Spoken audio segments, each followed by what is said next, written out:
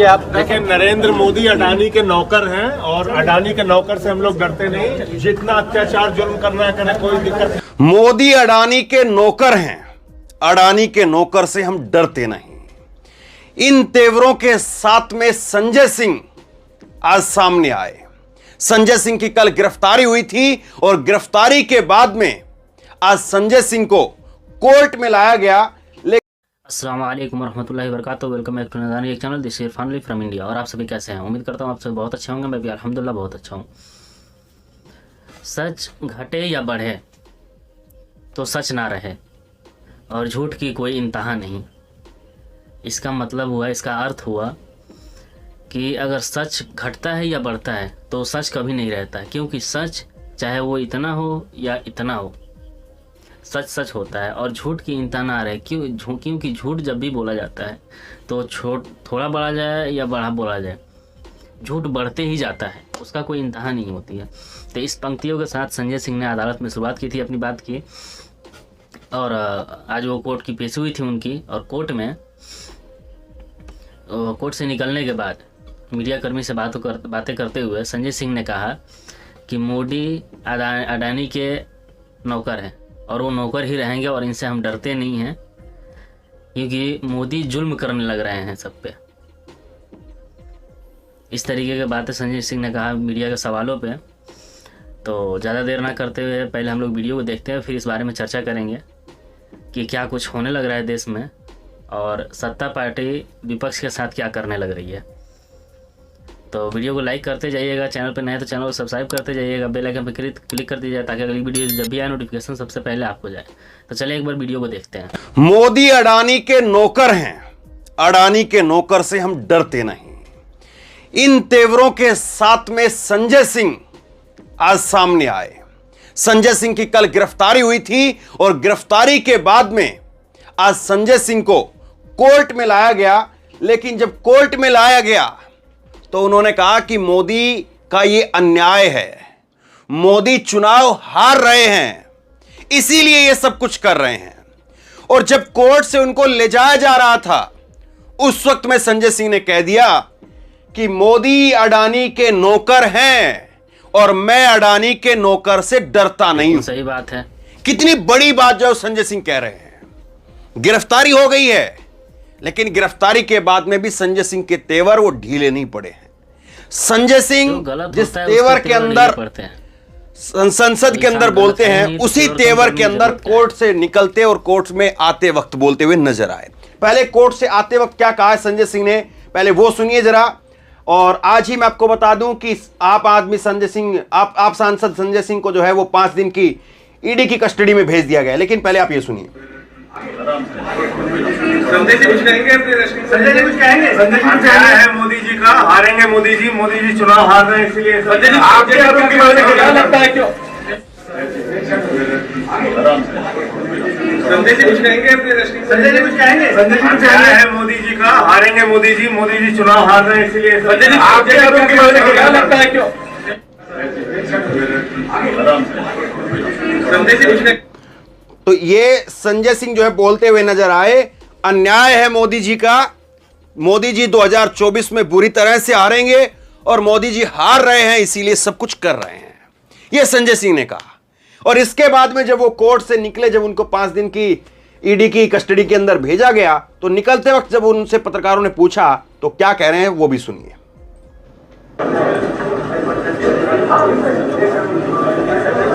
संजय जी पे क्या कहेंगे आप? देखिए, नरेंद्र मोदी अडानी के नौकर हैं और अडानी के नौकर से हम लोग डरते नहीं। जितना अत्याचार जुल्म करना है करें, कोई दिक्कत नहीं। आपके जो आरोप है,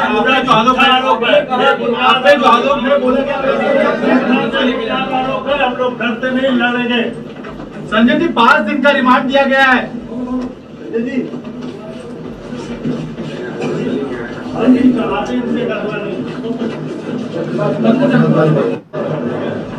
फिर से सुनिए।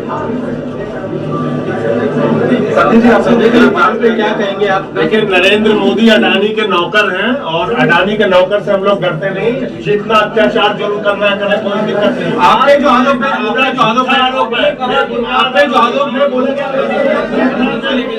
है, हम लोग डरते नहीं, लड़ेंगे। संजय जी 5 दिन का रिमांड दिया गया है।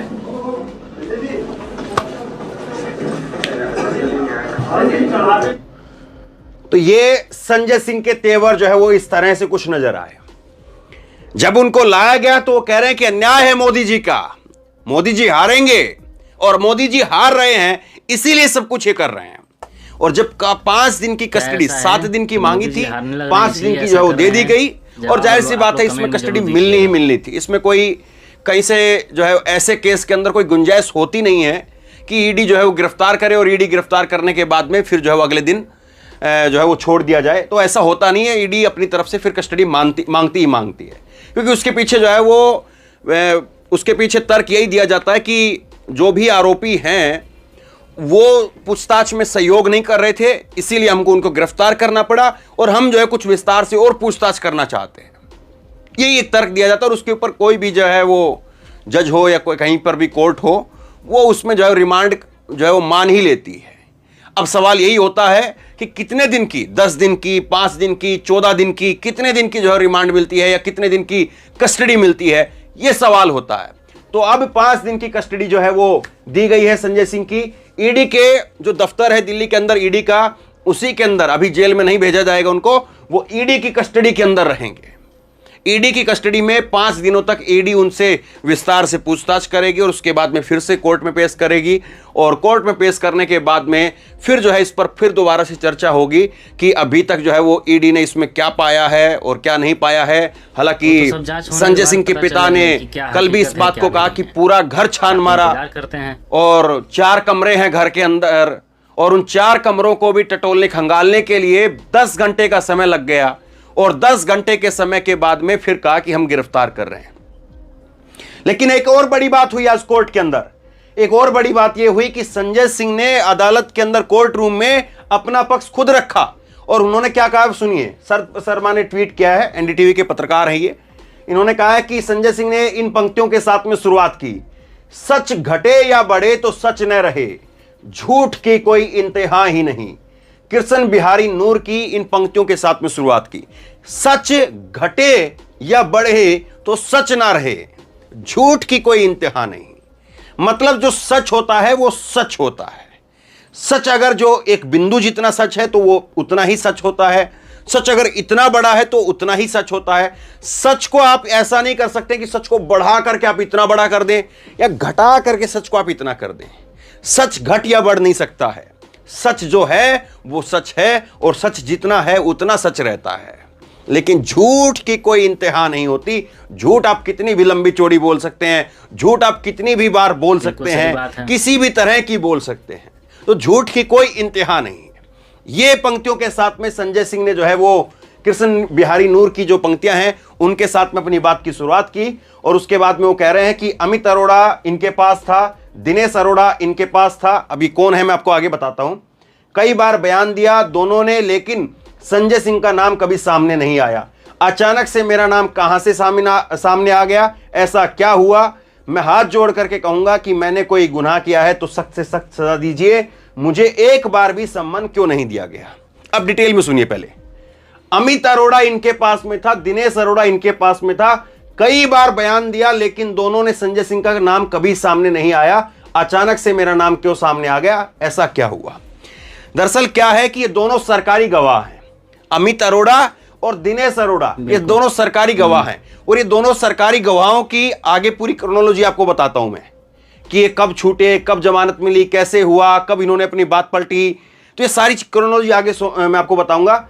संजय सिंह ने कहा, मैं हाथ जोड़ करके कहूंगा कि मैंने कोई गुनाह किया है तो मुझे सख्त से सख्त सजा दीजिए। ये उन्होंने कहा। मुझे एक बार भी सम्मान क्यों नहीं दिया गया? मेरे लिए अलग कानून है सर। आखिर बात विजय सिंह का अजय सिंह हो सकता है, राहुल सिंह का संजय सिंह कर दिया इन्होंने। आप न्याय की कुर्सी पर हैं, मैं आपसे अनुरोध ही कर सकता हूं बस। संजय सिंह कह रहे हैं जो ईडी ने गलती की थी कि राहुल सिंह का संजय सिंह बना दिया था। फिर उसके बाद में कहे कि टाइपिंग मिस्टेक हो गई थी, जिसको लेकर के खेद भी प्रकट किया। उसको बाद में फिर कहा कि आप मीडिया में बयानबाजी ना दें। ये सारी बातें हुई, तो उन सब चीजों का आज जो है जिक्र किया गया। संजय सिंह कुल मिलाकर के जो बात कह रहे हैं वो ये कह रहे हैं कि साहब ये जो 2 गवाह हैं, ये जो दो गवाह हैं, अमित अरोड़ा और दिनेश अरोड़ा, ये इन्हीं के पास पहले से मौजूद थे, सरकार ईडी के पास में पहले से मौजूद थे, सरकारी गवाह बन चुके थे। लेकिन अचानक से इन गवाहों ने मेरा नाम अब क्यों ले दिया? बिल्कुल सही बात है। यह बस सवाल पूछा गया है। और उसके बाद में कहा कि ईडी है साहब, ये ईडी कुछ भी कर देती है, किसी का नाम कभी कुछ कभी कुछ। तो मेरा तो आपसे अनुरोध है, और वो कह रहे हैं कि अगर मैं गुनहगार हूं तो मुझे सख्त से सख्त सजा दीजिए। ये संजय सिंह की तरफ से कहा गया। आम आदमी पार्टी के नेता केजरीवाल, उन्होंने कहा कि इतने झूठे केस इन्होंने लगा दिए हैं, इनकी जांच में कुछ नहीं निकलता है, सिर्फ एजेंसियों और सबका टाइम बर्बाद होता है। सबको काम करना चाहिए, झूठे केस में फंसा करके देश तरक्की नहीं करेगा। ये जो है वो अरविंद केजरीवाल ने कहा है। तो वीडियो आप लोगों ने देखा। देखिए, एक बात कहना चाह रहा हूँ मैं कि संजय सिंह अगर गलत हैं तो जांच के बाद पता चल जाएगा।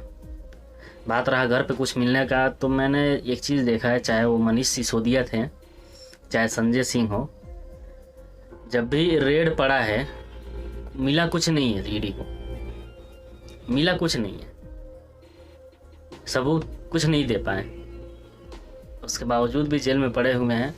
खैर, वो बात एक अलग है कि ईडी अब इन सब चीज़ों पे काम नहीं कर रही है, बल्कि लोगों के मुंह बंद कराने के लिए काम कर रही है ईडी, और सत्ता पक्ष के हिसाब से चल रही है ईडी। वो अपना न्यूट्रल होकर काम नहीं कर रही है।